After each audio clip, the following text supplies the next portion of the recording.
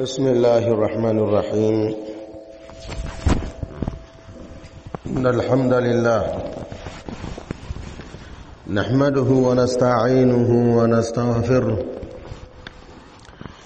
ونعوذ بالله من شرور أنفسنا ومن سيئات أعمالنا. من يهده الله فهو المهتد ومن يضلل فلن تجد له وليا مرشدا. وأشهد أن لا إله إلا الله وحده لا شريك له وأشهد أن محمدا عبده ورسوله. يا أيها الذين آمنوا اتقوا الله حق تقاته ولا تموتن إلا وأنتم مسلمون. يا أيها الناس اتقوا ربكم الذي خلقكم من نفس واحدة وخلق منها زوجها وبث منهما رجالا كثيرا ونساء واتقوا الله الذي تساءلون به والأرحام إن الله كان عليكم رقيبا.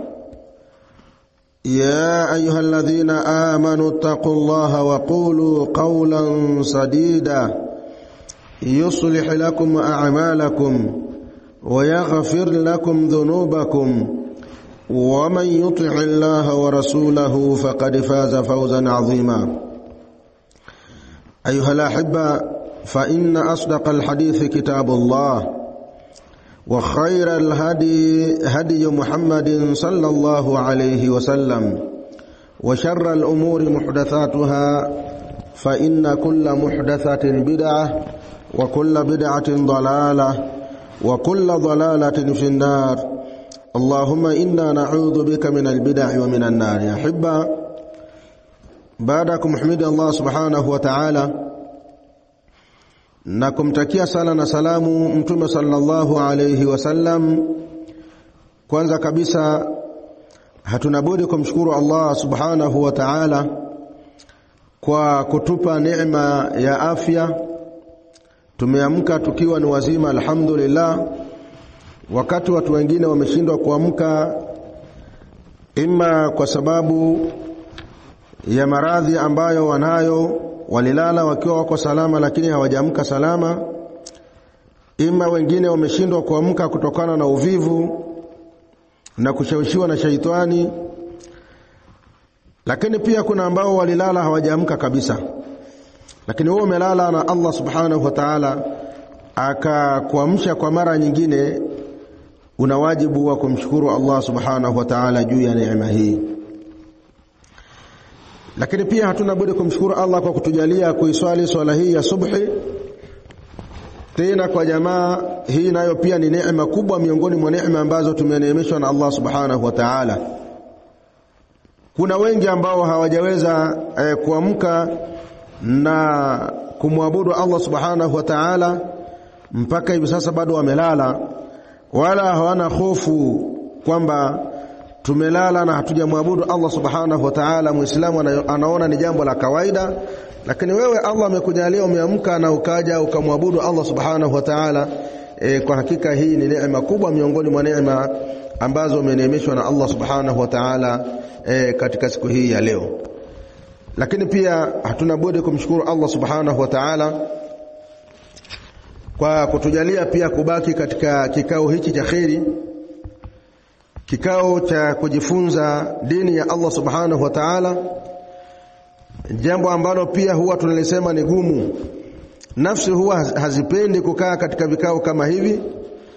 Unapoilazimisha na ikawa ni yenye kukaa kusikiliza maneno ya dini, wallahi hiyo ni neema miongoni mwa neema ambazo umepewa na Allah subhanahu wa ta'ala, na kwa neema hiyo unatakiwa kumshukuru Allah subhanahu wa ta'ala.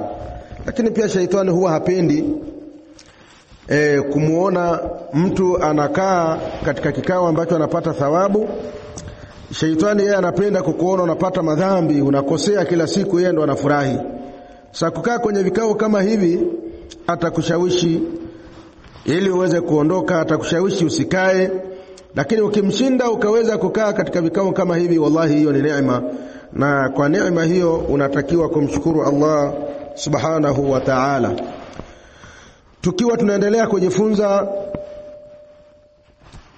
kitabu al-fiqh al-muyassar fi dhawi al-kitabi wa sunnah, leo tutaingia katika rabi'an, sehemu ya 4,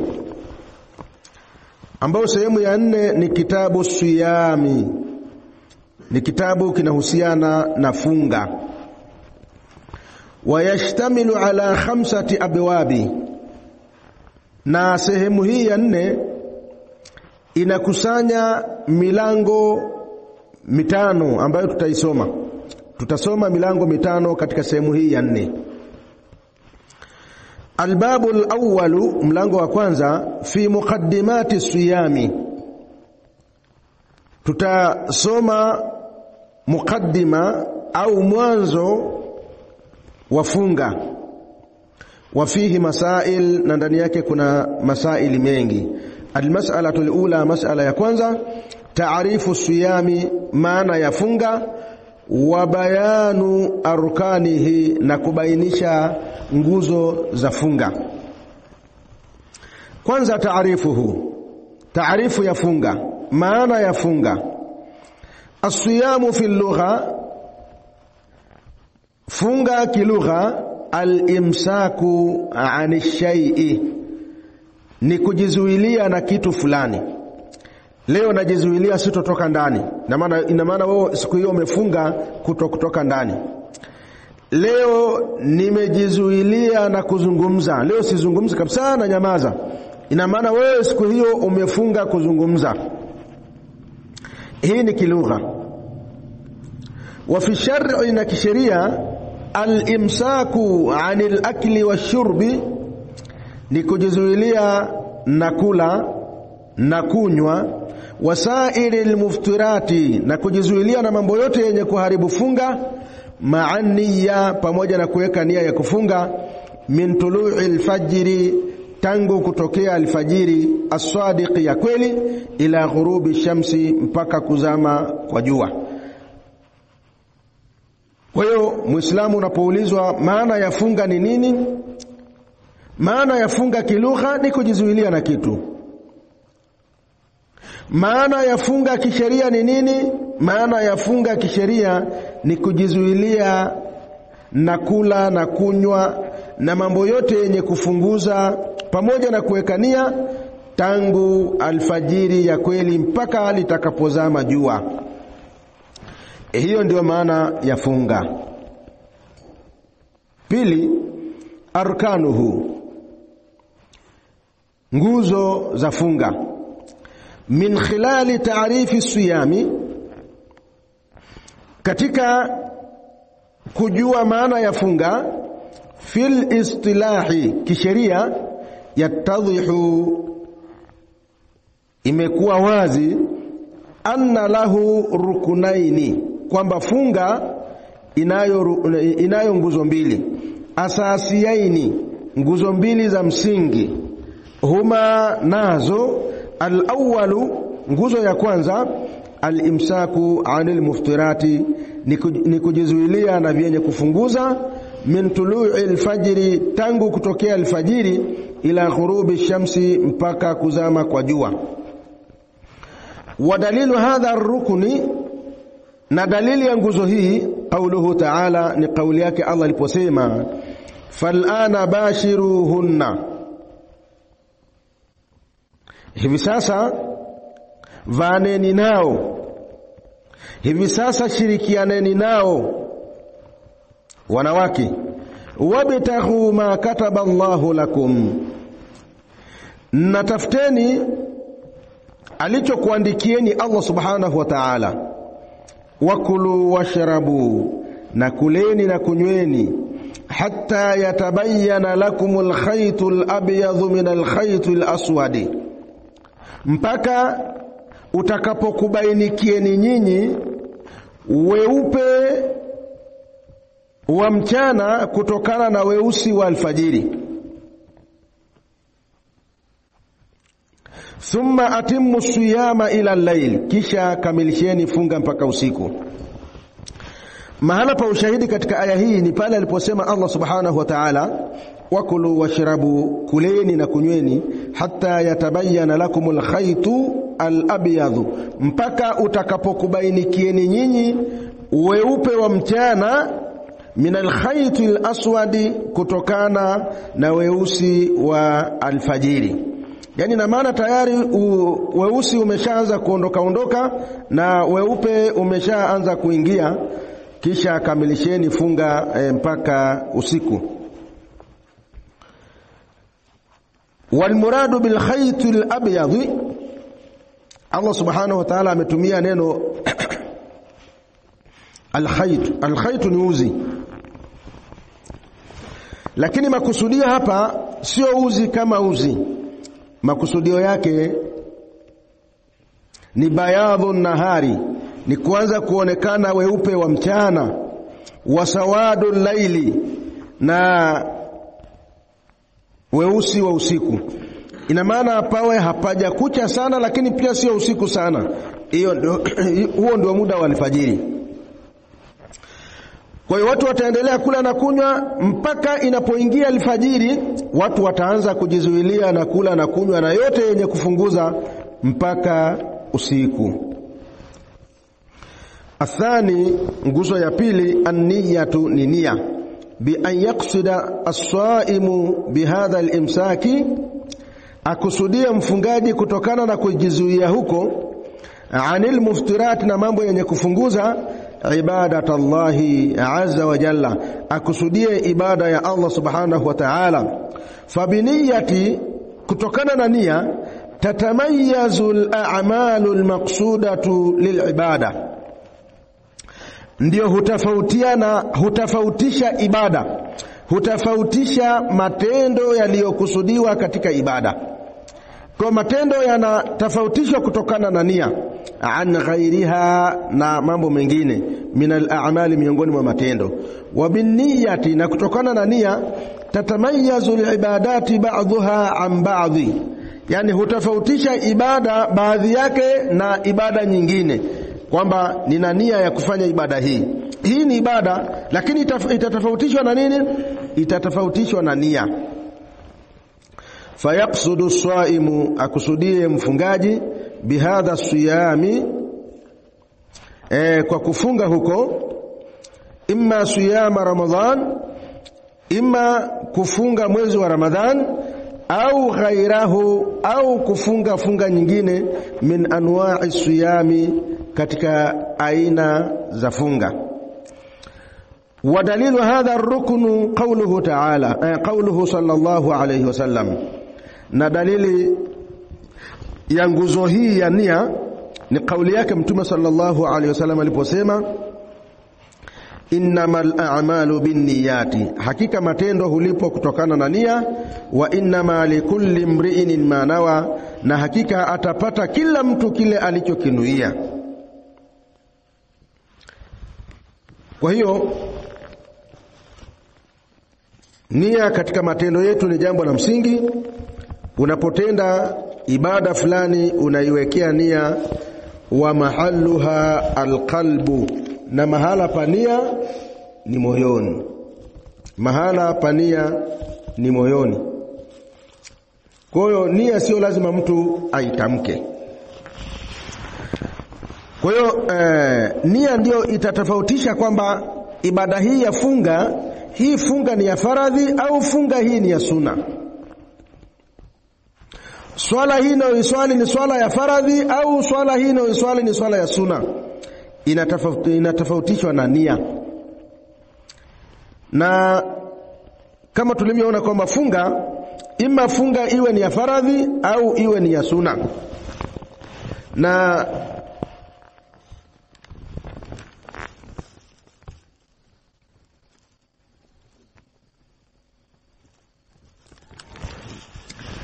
Na funga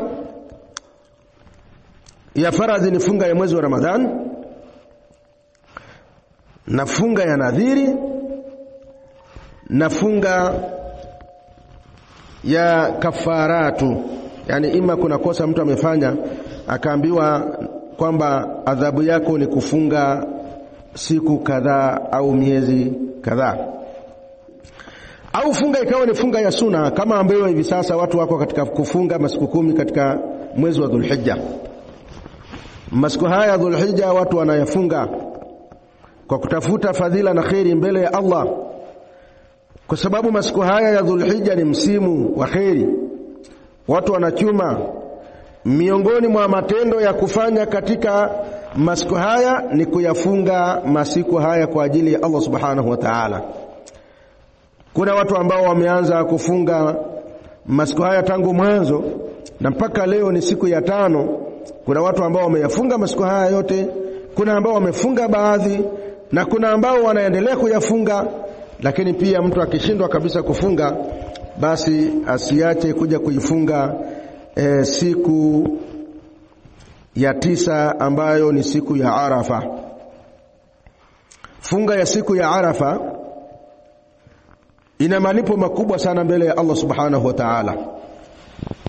Muislamu usiache kuifunga siku hiyo, kwa sababu ina malipo makubwa mbele ya Allah subhanahu wa ta'ala.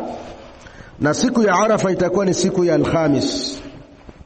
Siku ya Arafa itakuwa ni siku ya Alhamis. Ina malipo makubwa.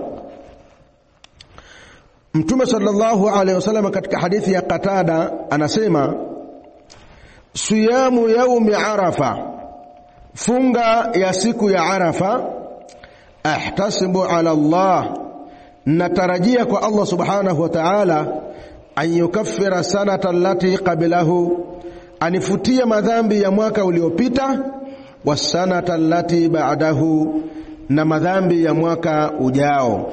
Kwa hiyo funga ya siku moja inakuwa ni sababu ya wewe kufutiwa madhambi ya miaka miwili, mwaka uliopita na mwaka ujao, kwa kuifunga siku moja, siku ya Arafa. Kwa hiyo Muislamu usije ukapitwa na kuifunga siku hiyo. Kama ulikuwa haujui, siku ya Arafa itakuwa ni siku ya Alhamisi, na siku ya Ijumaa itakuwa ni siku ya Idi. Kwa Muislamu usiache kuifunga siku hiyo, ina fadhila nyingi, ina malipo mengi. Miongoni mwa malipo yake ni kwamba atakayefunga atapata kufutiwa makosa yake na Allah subhanahu wa ta'ala, makosa ya miaka miwili, mwaka uliopita na mwaka ujao. Almas'alatu thaniya, mas'ala ya pili, hukumu siyami Ramadhana wa dalilu dhalika, hukumu ya kufunga mwezi wa Ramadhani na dalili ya kufunga mwezi wa Ramadhani. Farada Allahu azza wa jalla siyama shahri Ramadhana, amefaradhisha Allah subhanahu wa ta'ala funga ya mwezi wa Ramadhani.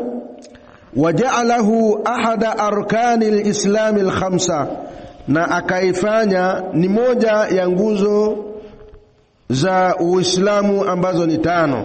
Katika nguzo 5 za Uislamu, moja yake ni kufunga mwezi wa Ramadhani. Kwa tumeona hukumu ya kufunga mwezi wa Ramadhani ni faradhi. Tunaposema ni faradhi, na maana ni lazima, ni wajibu kwa mtu kufunga mwezi wa Ramadhani. Wadhālika fi qawlihi ta'ala, na hilo la kufunga mwezi wa Ramadhani ni kwa kauli yake Allah subhanahu wa ta'ala aliposema, ya ayyuhalladhina amanu, enyi ambao mmeamini, kutiba alaykumus siyam, mmefaradhishwa juu yenu funga, mmefaradhishiwa juu yenu kufunga mwezi wa Ramadhani, kama kutiba ala alladhina min qablikum, kama ilivyofaradhishwa funga kwa wale waliokuwa kabla yenu, la'allakum tattaqun, ili muweze kumcha Allah subhanahu wa ta'ala. Hiyo ni suratul Baqara aya ya 183. Wa qawlihi ta'ala, na qawli yake Allah aliposema, shahru ramadhana alladhi unzila fihi alquran, mwezi wa Ramadhani ambao imeshushwa ndani ya mwezi wa Ramadhani Qur'an, hudan linnasi, hali yakuwa ni mwongozo kwa watu, wabayinatin min alhuda, na ni ubainifu kutokana na uongofu, wal furqani, na Qur'ani vile vile ni yenye kupambanua kati ya haki na batili. Faman shahida minkum ash-shahra, yeyote atakayekuwepo mjini wakati mwezi wa Ramadhani unaandama, si msafiri, falyasumhu, basi na aufunge mwezi wa Ramadhani. Hizi ni aya ambazo zinatuwajibisha sisi kufunga mwezi wa Ramadhani. Walima rawahu Abdullah ibn Umar radiyallahu anhuma, na kutokana na hadithi ambayo imepokelewa na Abdullah ibn Umar radhi za Allah ziwe juu yao, amesema qala Rasulullah sallallahu alayhi wasallam, amesema Mtume sallallahu alayhi wasallama, bunya al-islamu ala khamsin, Uislamu umejengwa juu ya nguzo 5. Shahadati an la ilaha illa Allah, kwanza ni kushuhudia ya kwamba hapana mola apasaye kuabudiwa kwa haki isipokuwa Allah subhanahu wa ta'ala, wa anna Muhammadan rasulullah, na hakika Muhammad ni mtume wa Allah, wa iqamis sala, na kusimamisha swala, wa ita'iz zaka, na kutoa zaka, wa sawmi ramadhana, na kufunga mwezi wa Ramadhani, wa haji baitillahil harami, na kwenda kuhiji kwenye nyumba ya Allah iliyokuwa tukufu, man istata'a ilayhi sabila, kwa atakayekuwa na uwezo wa kuiendea njia hiyo. Kwa hiyo hapa Mtume sallallahu alaihi wasallam anatueleza na kutufahamisha na kutufunza nguzo za Uislamu. Miongoni mwa nguzo hizo ni saumu Ramadhana, ni kufunga mwezi wa Ramadhani. Walima rawahu Talhatu ibn Ubaidillah, na kutokana na hadithi ambayo imepokelewa na Talha ya kwamba anna a'rabiyan, hakika mwarabu wa mbugani wa mashambani, jaa ila nabii sallallahu alayhi wasallam tha'ira ar-ra's, alikuja kwa Mtume sallallahu alayhi wasallam akiwa amechafuka kichwa. Faqala ya Rasulullah, akasema ewe Mtume wa Allah, akhbirni madha farada Allahu alayya min as-siyami, niambie mimi ni funga gani ambayo Allah subhanahu wa ta'ala amenifaradhishia lazima nifunge, ni funga gani? Qala, Mtume akamwambia shahra ramadhana, funga ambayo Allah amekufaradhishia ni lazima ufunge ni funga ya mwezi wa Ramadhani. Qala, akasema yule Mwarabu, hal alayya ghairu, hivi mimi ninafunga nyingine ya wajibu, ninafunga nyingine ya lazima? Qala, Mtume akamwambia, la, hakuna funga nyingine ya lazima, illa an tatawwa shay'an, isipokuwa kama utafunga funga ya sunna, lakini iliyo ya lazima kwako wewe ni funga ya mwezi wa Ramadhani.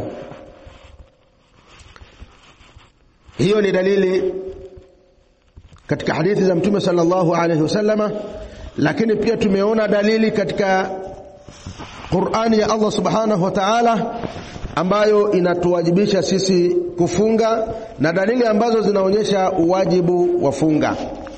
Waqad ajma'atil ummatu ala wujubi siyami ramadhana, na hakika wameafikiana au umeafikiana umma wa Muhammadi umeafikiana juu ya uwajibu wa funga ya mwezi wa Ramadhani, wa annahu ahadu arkanil islami allati ulimat min ad-din bid-darura, na kwamba kufunga mwezi wa Ramadhani ni moja ya nguzo za Uislamu ambazo zinafahamika kwa lazima. Wa anna munkirahu kafirun, hakika anayepinga uwajibu wa funga ya mwezi wa Ramadhani huyo ni kafiri, murtaddun anil islami, huyo ni mwenye kutoka katika Uislamu. Fathabata bidhalika fardhiyatu as-sawm bil kitabi wa sunnah, imethibiti basi kutokana na dalili hizo ufaradhi wa funga kwa kitabu cha Allah subhanahu wa ta'ala Qur'an, wa sunnati, na sunna za Mtume sallallahu alayhi wasallama, wal ijma'i, na maafikiano ya maulama na maafikiano ya umma kwa ujumla.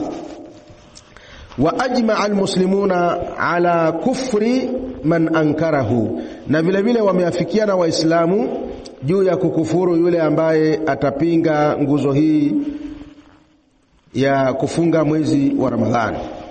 Almas'alatu thalitha, mas'ala ya tatu, aqsamu siyami, vigawanyo vya funga. Asiyamu qismani, funga iko vigawanyo viwili, wajibun wa tatawu'un. Kuna funga, kigawanyo cha kwanza ni funga ambazo ni za wajibu, za lazima, na funga ambazo ni sunna. Walwajibu yanqasimu ila thalathati aqsami, na funga ambayo ni ya wajibu kama nilivyotangulia kusema mwanzo imegawanyika katika vigawanyo vitatu. Kigawanyo cha kwanza ni saumu Ramadhana, ni kufunga mwezi wa Ramadhani, ni kufunga mwezi wa Ramadhani. Kigawanyo cha pili saumul kafarati, ni funga ya kafara, funga za adhabu, kwamba mtu amefanya kosa fulani anatakiwa kufunga. Miongoni mwa kafara ni mtu anapokuwa amemuingilia mke wake mwezi wa Ramadhani, mchana wa mwezi wa Ramadhani, kafara yake anatakiwa afunge miezi miwili mfululizo bila kufungua. Hiyo ni funga ya lazima, saumul kafarati, funga ya kafara, funga ya adhabu kutokana na kosa alilolifanya mtu. Kigawanyo cha tatu cha funga ya lazima ni saumun nadhiri, ni funga ya nadhiri, kwamba mtu ameweka nadhiri kwamba Mwenyezi Mungu Subhanahu wa Ta'ala akinijalia kitu fulani nitafunga siku 5. Zile siku 5 inakuwa ni lazima kwako wewe kuzifunga, umejilazimishia wewe mwenyewe. Allah akinijalia kitu fulani nitafunga mwezi mzima, kufunga huo mwezi mzima kwako ni lazima, kwa sababu uliweka nadhiri ya kwamba Allah akikupa kitu fulani utafunga mwezi mzima, na Allah kweli akakupa kitu hicho, unatakiwa kutekeleza nadhiri yako kwamba niliweka nadhiri nitafunga mwezi mzima na natakiwa nifunge. Wal kalamu huna, na mazungumzo yetu hapa, yanhasiru, yatakuwa yanahusu hasa fi saumi Ramadhana, funga ya mwezi wa Ramadhani, wa fi saumi tatawu'i, na funga ya suna. Amma baqiyatul aqsami, ama bakia ya vigawanyo vingine vya funga, mfano funga ya kafarati na funga ya nadhiri, fatati fi mawadhi'iha, zitakuja kuelezewa katika sehemu yake insha Allahu, akipenda Allah Subhanahu wa Ta'ala. Kwa Sheikh hapa yeye atatueleza funga ya mwezi wa Ramadhani, na vile vile ataeleza funga za sunna. Kwa ndugu zangu katika imani, nikumbushe tena kwamba tuko katika masiku matukufu mno. Masiku haya tusiache yakawa ni yenye kupita bila kufunga. Kwa mtu anaweza akafunga siku 3, anaweza akafunga siku 7, anaweza akafunga siku 9, vile atakavyojaliwa na Allah Subhanahu wa Ta'ala. Almuhimu masiku haya yasimalizike bila wewe kufunga hata siku moja. Umeshindwa kabisa, basi ile siku ya 9 ambayo ni siku ya Arafa, tumesema kwamba Muislamu usiache kuifunga siku hiyo, na tumesema siku hiyo itakuwa ni siku ya Alhamisi. Alhamisi itakuwa ni siku ya Arafa, ni siku ambayo wanasimama mahujaji katika viwanja vya Arafa. Sisi tulioko huko basi tuungane na wao kwa kuifunga siku hiyo. Wao hawaruhusiwi kufunga, ili waweze kupata nguvu ya kumtaja Allah subhanahu wa ta'ala, ili waweze kupata nguvu ya kisimamo cha Arafa, ili waweze kupata nguvu ya kufanya ibadati mbalimbali. Wanatakiwa wale washibe ili wapambane na kisimamo cha Arafa. Ama sisi ambao hatuko huko, basi tunatakiwa tuwe ni wenye kufunga. Kwa hiyo tunarudia maneno haya ili watu wafahamu kwamba siku ya Arafa ni siku gani. Lakini pia siku hizi sio kama masiku ya nyuma, mtu alikuwa anaweza akadanganywa kwamba siku ya Arafa ni siku fulani. Lakini siku hizi watu wana maredio, wanasikiliza kwamba Arafa ni lini. Fuatilia kwa kupitia redio, na redio ziko mpaka kwenye simu zetu.